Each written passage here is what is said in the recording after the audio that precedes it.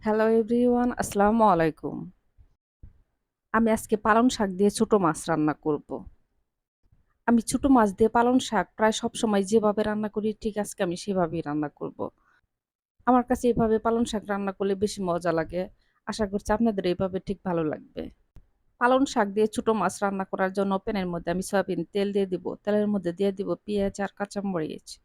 পেঁয়াজ, কাঁচামরিচ তেলের মধ্যে ভেজে নিয়ে আমি ২ চামচ আদা রসুন বাটা দিয়ে দিব। আদা রসুন আমি তেলের মধ্যে ভেজে নিয়ে দিয়ে দিব সামান্য একটু পানি।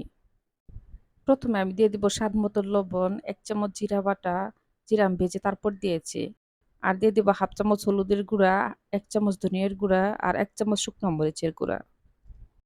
এখন আমি সব মসলা ভালোভাবে কষিয়ে নিব। মসলা কষিয়ে নিয়ে এখন আমি দিয়ে দিব ছোট মাছ। ছোট মাছ আমি মসলার সাথে কষাবো।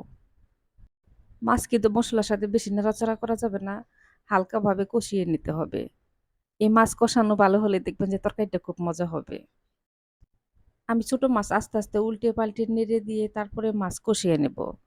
আমি চুলার জাল মাঝারি আঁচে রেখে তারপরে এই মাছ কষিয়ে নেব। দেখেন ছোট মাছ কষিয়ে নেওয়া হয়ে গেছে। এখন আমি উঠিয়ে নেব। এই ছোট মাছ দেখেন একটাও ভেঙে যায়নি। ছোট মাছ ভালোভাবে কষিয়ে নিবেন, ভয় পাওয়ার কোনো কারণই নেই। কিন্তু ছোট মাছ ভাঙবে না। সবকটা ছোট মাছ উঠিয়ে নেওয়া হয়ে গেছে। এখন আমি দিয়ে দিব ধুয়ে পরিষ্কার করে রাখা পালং শাক। পালং শাক তো এমনিতে অনেক সেদ্ধ হয়ে যায়। তার জন্য ধুয়ে পরিষ্কার করে একটি ছাঁকনির মধ্যে আমি পানি ঝরার জন্য রেখে দিয়েছিলাম। পানি ঝরে গেলে দেখবেন যে আর পালং শাকের মধ্যে পানি উঠবে না।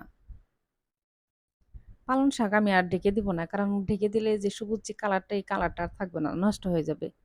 তার জন্য আমি ঢাকনা না ঢেকেই সেদ্ধ করে নিয়েছি। পালং শাক আমার কষিয়ে নেওয়া হয়ে গেছে। এখন আমি দিয়ে দিব সামান্য একটু পানি। আর দিয়ে দিব কষিয়ে রাখা সেই ছোট মাছ। দিয়ে আমি উপরে এরকম করে একটু ছড়িয়ে দিব। পালং শাকের মধ্যে মনে হলো যে পানি একটু কম হইছে। তাই আমি সামান্য একটু আবারও পানি দিব। দেখেন আমি একটু কাছে নিয়ে দেখাচ্ছি। দূরে থেকে একটু অন্ধকার দেখা যায়।